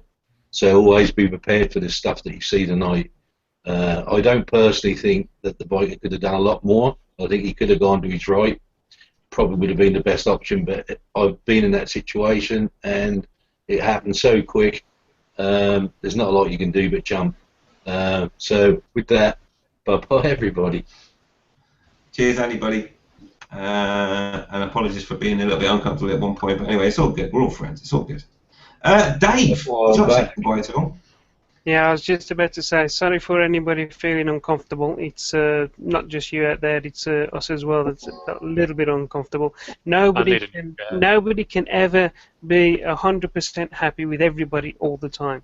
There's always going to be arguments, but the main thing is we are all friends and we will continue to be friends after this, and I'm sure many more arguments will come along down the line. But apart from that, good night, everybody, and I hope to see you next time. How do you know you drugged up most of the time? Skeggy, I did do Skeggy? You did. Oh yeah, you did me. Yeah, I felt oh, yeah. every centimetre. I told you, mate, off air, that discussion. All right. Excellent stuff. Okay, so it just leaves me then to say goodbye as well. And sorry for the uncomfortable moment. I am passionate about biking. I'm sorry. I just that's just me. All right. But we are still friends. Trust me. I love everyone on the panel. Nothing will ever change because good friends have good discussions, and sometimes they fall out. If you're married, you'll understand where I'm coming from. Okay. Yeah. Be like me, Andy. Be like me, Andy. Yeah, I love you loads. 3 times. Hey, look, I love all you guys. You know I love all you guys, all right? And I love a passionate discussion. And sometimes we'll have a little tiff and it'll be all fine. We can all kiss and hug and make up. It's just how we are. And just imagine if we all thought exactly the same way. And on other times you'll find all your clothes cut up. Yeah. Yeah. Exactly. Yeah. Who's cut my levers? Who's let the tires down? But no, it's all good, and I enjoy that, and it's what makes a healthy relationship is having arguments as well. So it's all good. Well, I'll tell you what, the worst thing that's happened to me tonight, Andy, is my battery has just run out of my fucking mod. Mate, you're just having a battery. Well, I've got another one, so I'm happy. Yay! Excellent. Okay, brilliant. And I just want to say as well, thank you to the viewers for all your questions. It was an interesting topic tonight, very good one, and I think we pulled some positive stuff out there as well. So that was my fault. I'd just like to point out that was my fault. Yeah, that's fine, Richard. I apologise for making it interesting. Yeah, no, you totally made it interesting. You made it everything, Richard. Should have done it on Sunday. Yeah, Sunday safety. Doing Mr. B's Hangouts, I do try to make a difference between the Thursdays and the Sundays when we're doing the serious stuff. I don't mind playing around today until it got serious, but on the Sunday I'm totally different. And I'm the same, Dave. I always make sure that on the Sunday Hangouts I always wear trousers, whereas on the Thursday ones I'm naked from the waist down. Yeah, we knew. Well, sometimes I forget and I get up and walk out the room, and I hope nobody noticed. Yeah, sorry if it got serious because it got into safety, and I get into that stuff, you know. But yeah, normally safety stuff's on a Sunday, but there we go. Excuse me. Right, thanks for watching. I hope you all enjoyed it. And don't forget, Safety Sunday this Sunday is going to be about filtering. That's going to be controversial. Now, I'm not going to kick anyone unless they start laughing. All right, no, I'm only joking. Right, so anyway, thanks for watching. Don't forget to ride safe, ride invisible, and we'll see you next week for Thursday Fully Loaded, and Sunday if you want to learn about, or talk about, discuss filtering or lane splitting. Right, see you later. Love you. Cronenberg's good. Cronenberg's good too. Yeah, and Stella. And Carlsberg, just to throw it out there, but I don't like it. Right, anyway, love you, mate. We're off here.